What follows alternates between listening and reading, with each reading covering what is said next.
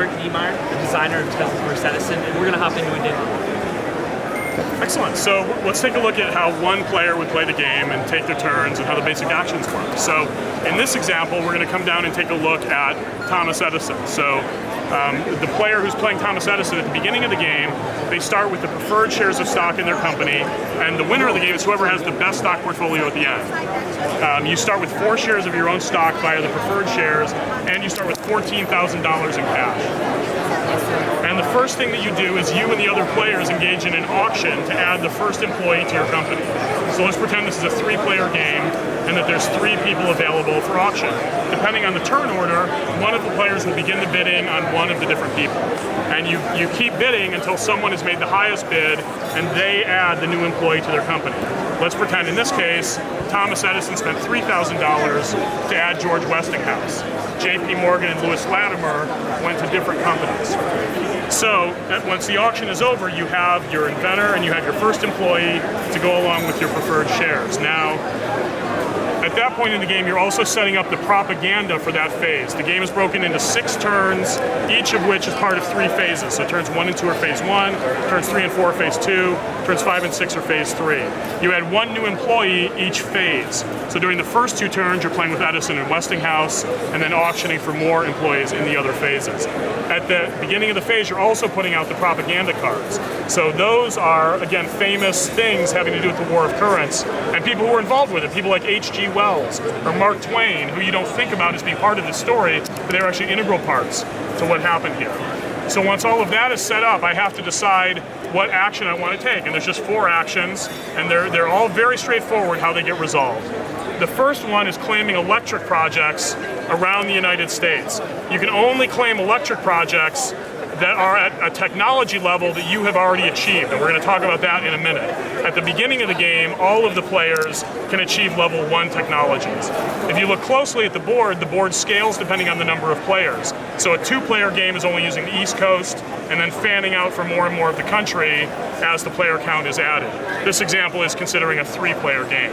So one of the things I could do right off the bat is claim a level 1 project. The second thing I could choose to do is advance in technologies. At the beginning of the game, everybody is set up for level 1 in all of the different technologies. In order to advance technologies, you need to leverage the invention rating and the manufacturing rating of your inventor and or your employees. So each character is rated in invention, manufacturing, finance, and propaganda. Your inventor additionally has a special ability that breaks the rules of the game. So if you want to advance in technology, you need to use your inventor and or any number of your employees that equal or exceed the technology requirements for the different level. The technologies are AC system, bulb technology, and DC system. In order to claim projects on the map, you need your bulb technology and either your AC or your DC to have reached that level. So if I want to take the project in Pittsburgh, I would need to be at bulb 3 or higher, and either AC 3 or higher or DC 3 or higher. So I could, on the first turn, use Thomas Edison to advance to level 2 in any of AC, bulb, or DC because he's so powerful with 2 invention and 2 manufacturing. Alternately, I could use George Westinghouse to advance to AC2 or DC2 with his 1 in invention and manufacturing, or I could even combine them for 3 total and start to jump up to level 3 in any of the different technologies.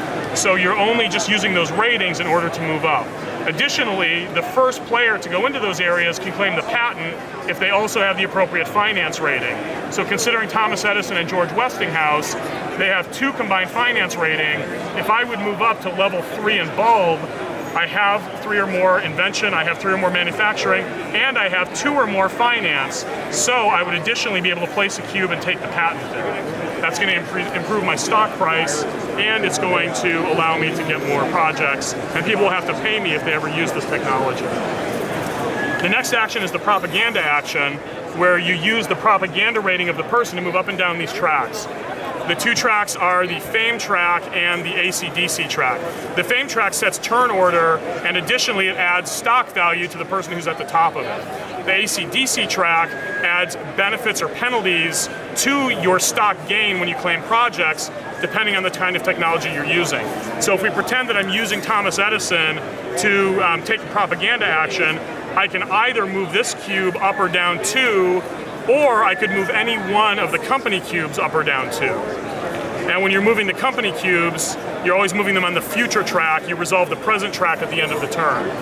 Additionally, if there are any propaganda cards left, we laid these out before, I can take that and gain the benefit from it. So this one, far worse than hanging, that's talking about the establishment of the electric chair.